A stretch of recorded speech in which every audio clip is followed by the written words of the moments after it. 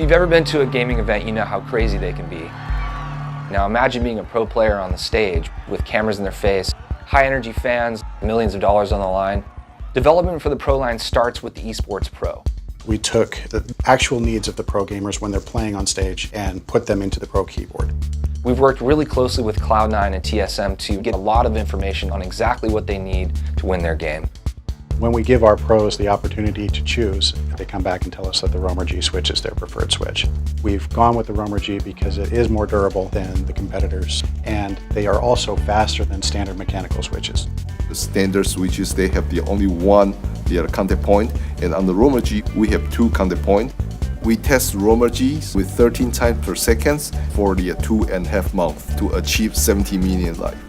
I'm extremely confident using Roamer G switches. I've seen what's gone into them. I've seen the work they've put into designing them. We also added things like our faster keystroke processing. Keystroke signal processing, or KSP, is the process that happens between the moment you have an electrical signal of the switch, which actually corresponds to the actuation of that switch, and the moment that signal is being sent to the computer through USB.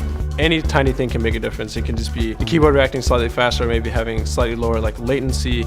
My team and I, we spent a significant amount of time in redesigning our KSP algorithm, and as a result, we can get up to 10 milliseconds faster than our competition today in terms of response time.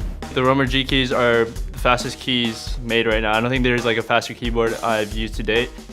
When you're traveling 150 days a year, having a small, compact, lightweight piece of gear that still satisfies the requirements of a pro gamer is super important. If you shorten the keyboard and remove the 10 key, because let's face it, they're not doing many spreadsheets when they're up on stage, you can get a lot more comfortable of a situation for the pros to be playing with. I almost have it symmetrical with the monitor and the mouse pad. It just feels really natural.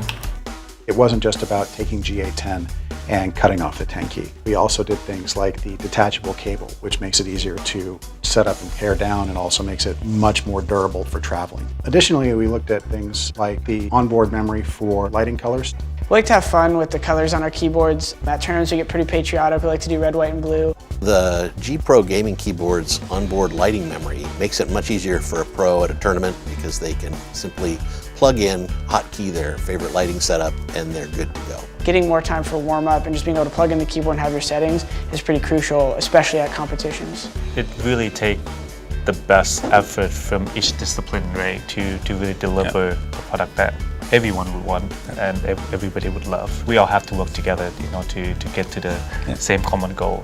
Keyboard looks pretty simple, but it's amazing how many parts have to go into it and how much effort has to happen to make the right product for pros.